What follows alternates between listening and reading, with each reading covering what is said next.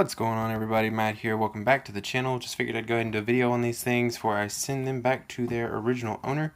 This will be like not even a two-part video. I'm not going to cut or anything and do two different videos. I'll just do them both at the same time because they both go to the same person. These are two bootleg tag team championships, and occasionally as I talk I'll throw some pictures up of what the plates look like before I got to them. And then, of course, after and now that they're on the new straps, I'll, of course, use the old strap to kind of give you guys a comparison on each belt. And, yeah, just show you what the difference was. So we'll start off with the blue SmackDown Tag Team Championship. This one was a little bit more difficult to work on, but nonetheless, I feel like it turned out pretty well. The releather is based off of the TV version, but also having to contour to these plates. Because this center plate is massive, so it was completely custom made all the way around using the original strap, and then of course using very high def pictures of the OG belt. So yeah, the old strap is complete garbage. I'll show that to you now. This is the old strap. It was even marked. Basically they carved into it what it was. I'm not 100% sure why you wouldn't be able to tell what it is, but nonetheless that's what they did. This is a very flimsy, cheap piece of leather. These are bootleg belts. I know I said that at the beginning, but I just want to reiterate that because this is pretty much what you get when you buy bootleg, as opposed to buying from the wrestling like Superstore or A&J's. A little free plug for those guys. But yeah, or if you haven't made like from an actual belt maker, Classic Shields, Top Rope belts, just places like that, places that actually are meant to make belts, and not the places on eBay that can actually be pretty confusing because they'll say that they're from like the UK or Canada or someplace like that, but they are all made from the same group of people. There's a bunch of different ones, but they're all from, I think most of them are from Pakistan and in that area. So like I said, just be warned, the really nice priced eBay belts are, yeah, they're put on these really, like I said, cheaply put together leather straps that just, they even claim that the leather is hand tooled, but there is no hand tooling of this strap whatsoever. These are machine pressed. You can tell by the uniformness of the tooling. And then, of course, the big one print fits all snap boxes here that have repeating patterns. So like I said, just nothing on these belts is custom done. They usually just put these under a big machine, like a big press, and then just crank down, boom, it just puts them out. They can do roughly probably 50 to 100 in about the time that it would take a normal person to sit down and hand tool these, which for me was about 2 hours. So yeah.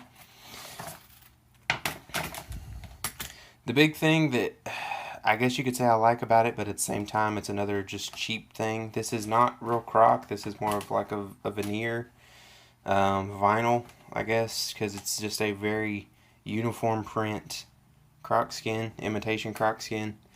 And the way that they put these plates on this strap was absolutely god-awful. This will be one of the pictures that you guys get to see firsthand. Most of the belt makers will use a bolt, which is really typical, like a flathead screw, actually. And then they'll weld them to the points where the plates go on to the strap. Not on this one. For whatever reason, they used more of like a brass, I don't even know what to call it. You'll see it in the picture, but it goes through here, and then it's like a bray, I guess. It would be where you would split it down the middle and then fold it over both places. So there's no bolt. It's these very tiny, like thin metal, like wings that you just fold down and hope they work. And then there was a washer on there. The washer was like thinner than the thing holding them in, and they were already like paper thin. I'm like, goodness gracious. So this was one of the crazier bootlegs that I've worked on. Yeah, so again, you'll see it in the picture, of course, what was done. And then, of course, you can see their very handy tip, question mark. It's just a single piece of metal that's actually almost thicker than the plates. And then it's just bolted on the same way. And I would assume that if I cut this open, it would be the same thing, but I'm not going to do that because I'm very happy to be done with this strap altogether. And yeah, so we'll just start over here. Of course, just a traditional snap box, nothing crazy. Like I said, we went for more of like a TV accurate style. Everything here is hand tooled. Again, it took me about 2 hours to get everything finished, and a nice backed tip with actual screws that hold it in, and not just something attached to the top strap and then just sort of glued on and bolted on and did things. And I don't know, I don't understand. But another picture that I will put up is that these plates were actually miscolored. This was black. This was black. Basically, any details that you see other than this globe was black. They didn't paint the W's. The only thing that they painted was the red swooshes underneath them. And of course, I had to go back through and repaint the globe, because the globe was actually this color, and this color was nowhere to be found on any of these plates. So that's just a small detail that, yeah, I guess they just didn't feel like doing. They went through and painted all the plates. They just didn't paint them the right color. So I don't know what that was about. But nonetheless, they're done now. The correct blues, like I said, this was a lighter blue, this is a darker blue. And then, of course, it matches all the way across the belt. The W's were filled in very nicely. And then, of course, we'll work our way back over to this side, which is just another 2x5 snap box. Like, again, was based around a earlier version of this belt. Again, the hand tooling, roughly about 2 hours for the strap. And then, of course, I'll show you the back. Now, as I said, these were put in with more of a, I don't really even know what to call it. I'm just going to call them paper clips, because that's pretty much what the consistency of them was. So the bolt head look that, you know, you would get on normal belts, you get on this belt here. This one was done with bolts. We'll get to that. It's just not there. So you just get this little pinhead point thing sticking out of the backing. The backing, of course, looks pretty great. Not tooting my own horn, but for what I was working with, these were just very, very lazy. I hate to kind of keep going back to that, but it just seems to be the correct word to use for what I was dealing with. And of course, you can see the backing covering the snaps very nicely there. Going all the way across, back over to this snap box, and then the female snaps are on this side over here. So yeah, everything is done. The flexibility of the strap is not that great, because these plates are paper thin. So the strap's going to have to be really broke in before everything will kind of fold up on itself. These are actually thinner than most replicas that you would get from WWE. Most of those are 2mm. This is about a 1 to 1.5, and the metal is a lot lighter, so there's just not a lot of weight. The belt itself is decently heavy, and then of course having the tip on this end makes it pretty flexible. But I mean, normally I can just fold this over and then fold the other one over, and I'm unable to do that on this one. So I'm not 100% sure what was going on, what was being thought of, but nonetheless, it's finished. It looks great, in my opinion, of course. And then just a small little detail is the etched in, uncut nameplate. The customer just wanted to leave the nameplates blank, so I just decided to go ahead and cover the entire thing up. Worst case scenario is he can always just drill through these and just make sure to clean up the holes on the back, and then he can just run the screws through the back that he would get on the replica nameplates. But he'll have to go inside of these just a little bit, because I've done one of those already, and the screws don't actually match up to these. He'll have to go in roughly about 1/4 of an inch, 1/2 inch, somewhere in there, to fit those, and then of course have to bend the nameplate, because again, these plates just are not exactly what they should be. So yeah, I'll jump over to the next one. This one was probably my favorite one. Actually, I'm going to go ahead and say it. It was my favorite one to do out of the two, just mainly because the plates and stuff are a lot more, they're better taken care of. Obviously, the belt itself got releathered, so for the price, it's really not that bad. And for those of you interested in the boots to get them releathered, I would say go ahead and do it, but just try to check before you buy and make sure that the plates are attached with bolts, just to make it easier for whoever releathers these to attach the plates and not have a huge mess like I did with the other tag belt. But this one again was based off of the TV style strap, of course, that cut behind the WWE logo here. And then of course the strap had to be altered due to the plates and sizing, because these aren't the exact same size as the replicas. So the strap needed to be kind of cut and contoured just a little bit different. But the again, just a hand tooling, no big, nothing crazy, nothing big, just 2x5 snaps here with a nice fingertip covered gold tip. Sorry about that. And down over here to a 2x8 snap box. Again, nothing too crazy, just standard stuff here. And then of course I'll get this strap and show it to you guys real quick. This strap being a very nice leather, pleather, whatever kind of material they wanted to claim this be. It's sort of like the other one, but not exactly, because it's not as glossy. It looks like these are just dyed, and then maybe rubbed down just a little bit just to knock off the excess dye. There's not a lot of shine to them, other than just like what would be there after you dyed the strap. Again, with the machine tooling, which is fantastic. It's quote-unquote hand-tooled. And this one actually had a tip on it, but I took it off to see what exactly the tip was made out of. And yeah, it was just the same, like I said with the last one, it was the same sort of metal, but just thinner, and then of course just very poorly bolted onto the back, but there was no actual two-part to this like there are with normal tips. Just one piece bolted to this side. And then of course there are 2x5 snaps that are much smaller in pattern, as you can tell here. Have a lot of people ask for extenders, and they get the bootlegs and they're not sure why the normal extenders don't work for their belts. And the reason being is because the bootleg straps are based all on the exact same pattern, and it's much closer width and lengthwise than the regular, like J-Mar, Reggie Parks. Any of the replicas are going to be on different patterns, but these specifically, because they're all based on the same pattern, which is just I don't even know like the exact numbers. I have them written down because, like I said, I've done several, but it's one of those things. It's obscure, and if you don't know any better, then you're not really going to be able to fix it. So yeah. And of course, we'll flip over to the other side here with more of this nice hand machine tooled, and a 2x, what is this, 8? I'm not even sure. Those snaps are so close. It looks like there's 50 million snaps here. But yeah, just a standard 2x8, again, nowhere near the actual size of the replica tooling or snap boxes. The snap boxes are actually pretty similar in size, like the actual box part, but the snaps, for whatever reason, is just not there.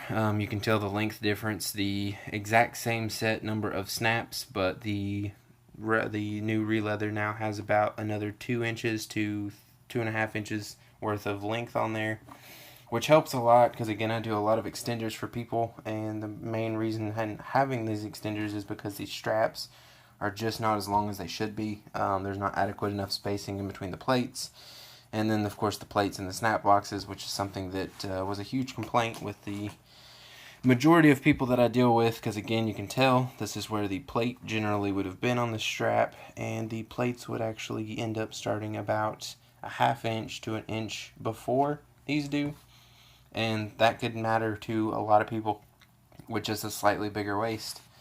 And yeah, so the backing was nothing special, just a standard black, again probably just a veneer. I cut it, and if you can see in here real quick, you can tell that it's not leather. It's got more of like a vinyl-esque interior, as well as the strap does. So these real leather straps that they're offering are just not quite real leather. And then of course these are the Hollywood washers I was talking about in the other belt that are paper thin, and you can literally you can bend them with your fingers. So yeah.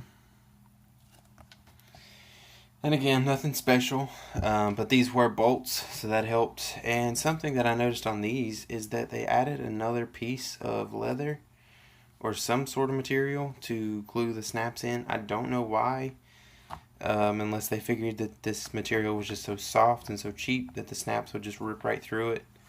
But again, I'm not 100% sure why. Companies with enough technology to etch metal, for whatever reason, just don't know how how leather works. So I don't know. Again, not meaning to harp on any companies or anybody who does this, but just pay attention to small details. And back to the belt. These plates were restoned with Swarovski crystals. I couldn't even tell you where the imitation stones were, but they were just flat back and really cloudy. So there was just a need for change. And of course, you can see, especially this one right here, down on the bottom right hand corner, as I break the light with it. These are very nice and a huge step up to add to the, I don't know, just the overall quality of the belt, and it just makes me really happy with the way everything turned out. These were painted correct. Everything was black that needed to be black, everything was white that needed to be white, and everything was red that needed to be red, and they were the correct shades of red. So, nothing to see there, really, other than just the paint. I mean, the paint quality is pretty good. It could be better. I'm not sure what kind of enamel they're using. I use testers. It's a lot easier to get more of a, bubble form and kind of make everything. It still leaves the etching edges, which you can tell here on the globe. You can kind of see where the edges are, but you can also kind of see a crinkle effect in the paint, and the testers takes away from that because it kind of feeds onto itself, so it's a lot easier to just create one smooth pass. Again, just another small detail. And then of course the 2x5. I showed you the guys this already. It's nothing fancy. And of course, I know a lot of you are probably already questioning why there's tips on both of these if they are built around a more TV accurate style. The reason being is because the owner wanted the tips. I agreed to do the tips. I did these belts at a pretty discounted cost for what he was wanting. Mainly just because he was very easy to work with. And yeah, so it's not really something I do often. But he wanted both belts done at the same time, so cut him a little bit of slack and threw some freebies in there, just try to some good faith and stuff. So 2x5 here, of course the backing of the fingertip covered belt tip, which of course will be polished before it's sent, I promise. And then of course the bolts, that's what we wanted to see, were bolts. The only thing is that all these bolts are crooked, so if you put a ruler on any of these, none of these are going to match up. These are going in this way, and these are going in this way. These are going out. These are going in. They're all very symmetrical if you're only looking at one side, because they both kind of go to the same line here, and then these would eventually flow into the same line up there. So I don't know. I just don't understand. But there were bolts, so I couldn't really say a whole lot about it, other than just the fact that we did get bolts, bolts. So I was able to put nuts on them to make the protrusion, or whatever you want to call it, just the more TV accurate style. So yeah. But I think it turned out pretty well for what I was working with. So I'm very happy with the way that these turned out. The snaps, of course, covered on this end. And just your typical average, just black backing, nothing fancy. Of course, creases very easily, which is great, but it's fine.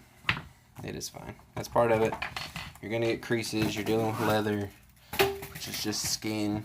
So, but other than that, I think that's going to be about it. Showed both belts off. Showed you the pros and cons of both. Again, I'll throw some pictures in here just to show you some before and afters. You got up close and personal with the OG straps, so hopefully you guys can see the difference and would maybe potentially think about getting more releathers done. There's tons of people that do them. There's tons of people that are willing to do them.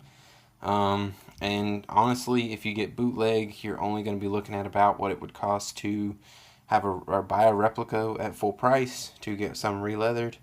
I know there's some people out there that are a little more expensive whenever it comes to releathering. But yeah, then there's others that are a little more cost effective for the quality and stuff that you get. So again, hope you guys enjoyed the video. I know it was very long-winded. There probably wasn't going to be a lot of cuts in this one because I had a lot to talk about, a lot to complain about, and just a lot to say overall. If you guys want to get your belts releathered or want to know cost about releathering, just check my store info, which will be linked in the description below.